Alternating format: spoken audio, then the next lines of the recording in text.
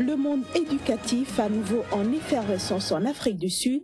3 grandes universités du pays ont été fermées ce jeudi suite à des actes de violence.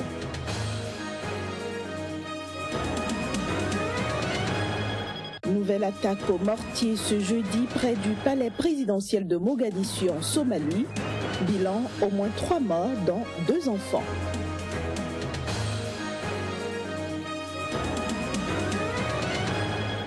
Enfin, en Iran, on vote ce vendredi pour les élections législatives.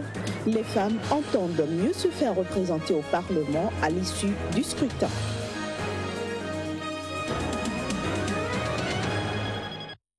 Bonsoir à toutes et à tous et bienvenue dans cette édition que nous démarrons par l'Afrique du Sud.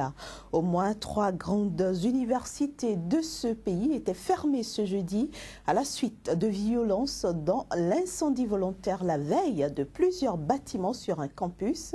Cette vague d'incidents est vivement condamnée par le président Jacob Zuma. Les images. En début de semaine, l'université de Pretoria a été le théâtre de heurts entre étudiants noirs et blancs lors d'une manifestation pour dénoncer l'enseignement en afrikaans, la langue de la minorité blanche en Afrique du Sud qui avait instauré l'apartheid. Au cours de cette manifestation, plusieurs bâtiments ont été incendiés par les étudiants, dont un centre de sciences et un bâtiment administratif. Suite à cet incident, l'Université du Nord-Ouest a fermé mercredi soir pour une durée indéfinie. 2 autres universités sud-africaines sont actuellement fermées. L'incendie de bâtiments universitaires, au moment où nous faisons de l'éducation une priorité pour notre jeunesse, est inexplicable et ne peut en aucun cas être toléré, a réagi le président Jacob Zuma dans un communiqué. Les protestataires qui réclamaient la dissolution d'un conseil d'étudiants dont ils remettaient en cause la composition ont été dispersés par la police qui a tiré des balles en caoutchouc et des gaz lacrymogènes. La faculté où l'enseignement se fait en anglais et en afrikaans doit rouvrir lundi. Depuis plusieurs mois, l'Afrique du Sud est agitée par des mouvements estudiantins. En octobre dernier, des dizaines de milliers de manifestants avaient manifesté dans plusieurs villes sud-africaines et obtenu le gel de l'augmentation de leurs frais d'inscription. Pendant que la tension reste vive dans les universités sud-africaines, le président Jacob Zuma est allé au Burundi à la tête d'une délégation de chefs d'État et de gouvernement. Une visite de 2 jours avec pour mission de trouver une issue pacifique à la crise qui secoue le pays et tenter de convaincre le président burundais Pierre Nkurunziza et son opposition de relancer un dialogue de sortie de crise. Jacob Zuma est accompagné de ses homologues de Mauritanie, du Sénégal et du Gabon, sans oublier le Premier ministre éthiopien. Leur visite intervient 2 jours après celle du secrétaire général des Nations Unies Ban Ki-moon et quelques semaines après celle des représentants du Conseil de sécurité de l'ONU. Direction maintenant la Somalie où une explosion d'obus de mortier a fait ce jeudi au moins 3 morts dont 2 enfants, tous membres d'une même famille. L'attaque s'est produite à proximité du palais présidentiel de Mogadiscio. Les précisions. L'attaque visait apparemment la Villa Somalia, un complexe ultra sécurisé qui abrite le palais présidentiel et les bureaux du Premier ministre. Elle n'a pas encore été revendiquée, mais le mode opératoire est similaire à celui des militants islamistes Chebab affiliés à Al-Qaïda. Plusieurs obus de mortier ont touché des maisons occupées situées non loin du palais, faisant plusieurs victimes. À en croire des témoins de la scène, le bilan fait état d'au moins 3 personnes décédées, dont 2 enfants dans le quartier de Wardigley et plusieurs autres personnes blessées. Un tir de mortier a frappé notre quartier et a tué un homme, 2 enfants et un professeur de madrasa. La mère des enfants a été blessée. Les gens du quartier étaient très choqués et ils ont couru chercher un abri tellement ils avaient peur. Chassés depuis mi-2011 de Mogadiscio, puis de leurs principaux bastions du centre et du sud de la Somalie, les Chebab contrôlent toujours de larges zones rurales, d'où ils mènent des opérations de guérilla et des attentats suicides. Rendons-nous maintenant au Niger. Les résultats partiels de la présidentielle de dimanche portant sur plus de 40% des inscrits donnent le président sortant Mahamadou Issoufou largement en tête avec 46,16% des voix.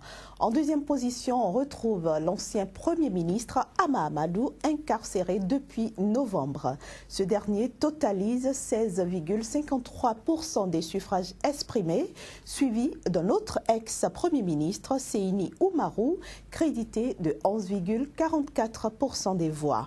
Le taux de participation, selon une comptabilisation partielle portant sur 145 des 308 communes, s'élève à 67,26%. Il faut dire que l'opposition nigérienne qui accuse le pouvoir de fraude a annoncé qu'elle ne reconnaîtrait pas ces résultats. Au Bénin, la campagne électorale se poursuit bien sûr dans le cadre de la présidentielle du 6 mars prochain. C'est dans cette fièvre que Hervé Faïmbé, militant FCBE de la 11e circonscription électorale, est allé au contact des étudiants ressortissants du Mono et du Koufo.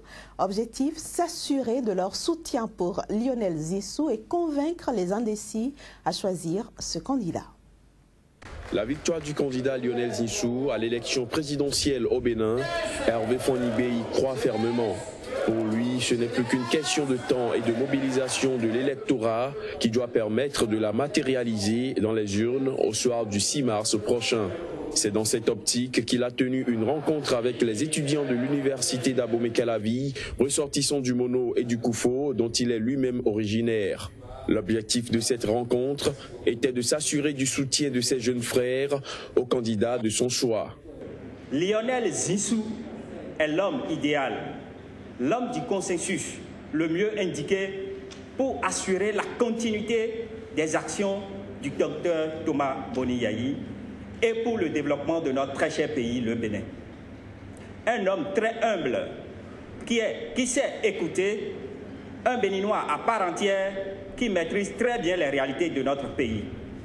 Rassuré du soutien des étudiants de la Fédération des mouvements des jeunes pour le développement du Mono et du Koufo à Lionel Zissou, Hervé Faïmbé a tenu à les mettre à contribution afin d'aller à la conquête des indécis pour une victoire confortable au soir du 6 mars.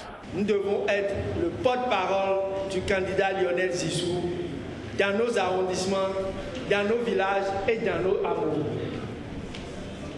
Nous ne devons plus perdre de temps.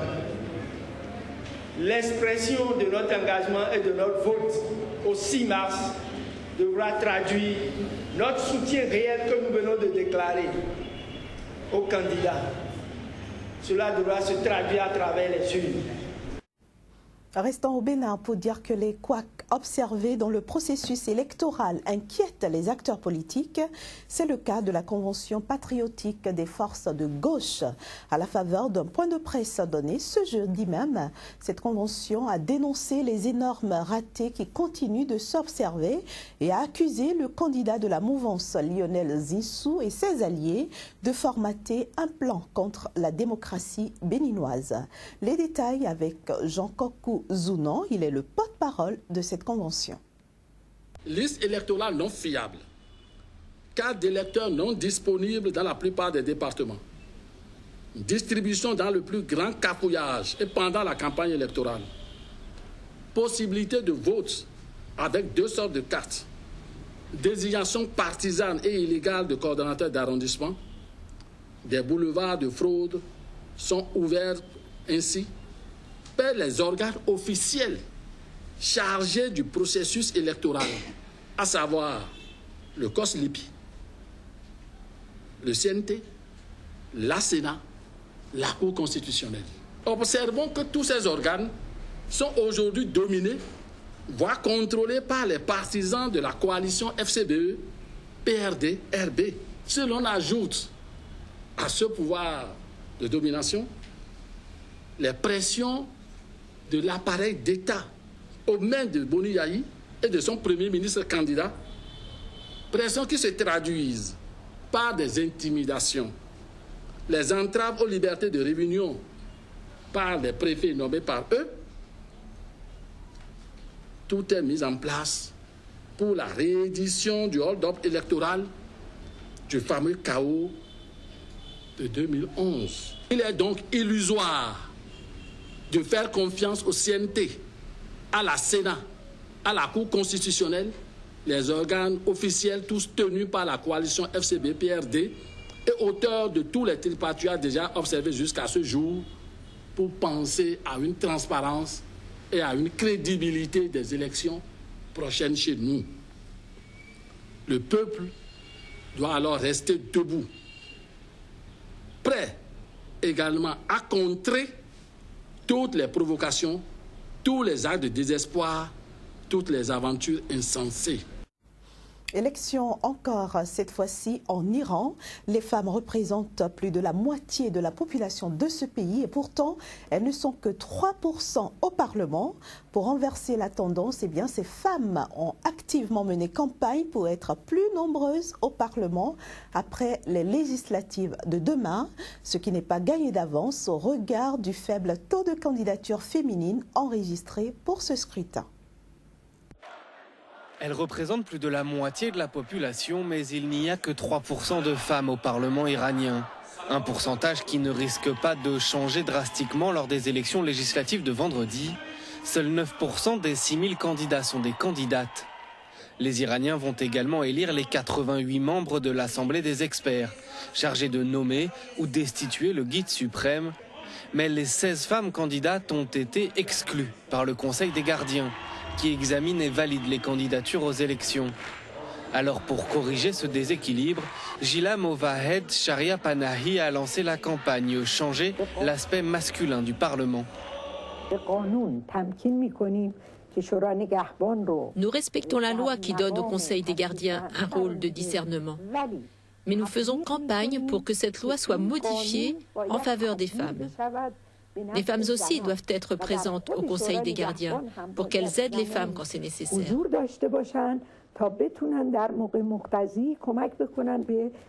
En Iran, les femmes sont plus nombreuses que les hommes à l'université, mais elles sont loin derrière eux dans les postes à responsabilité.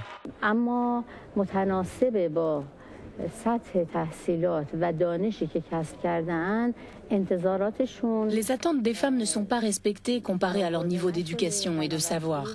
Nos responsables, qui sont principalement des hommes, ont besoin d'arriver à cette conclusion et d'offrir des postes plus convenables aux femmes éduquées. Cela nécessite un changement culturel.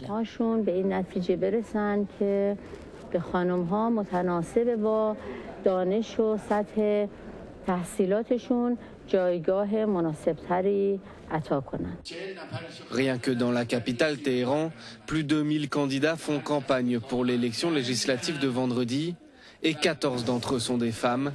Une inégalité que ces femmes veulent changer, même si ça prend du temps. Il y a deux facteurs qui aideraient les femmes à entrer dans la société et à terme dans la sphère politique, qui aideraient nos jeunes femmes à acquérir le potentiel pour entrer dans la vie publique. Le premier, ça serait de changer la perception masculine de la culture vis-à-vis des femmes. Et le second, et je pense que c'est le plus important, serait que les femmes croient en elles. En Iran, il n'y a pas de siège réservé aux femmes lors des élections. Leurs efforts sur le terrain sont donc leur seul salut pour assurer que leur voix soit entendue dans cette scène masculine. Madame, Monsieur, ce sera tout pour cette édition, mais l'information continue sur Sika TV. Restez donc en notre compagnie. Au revoir.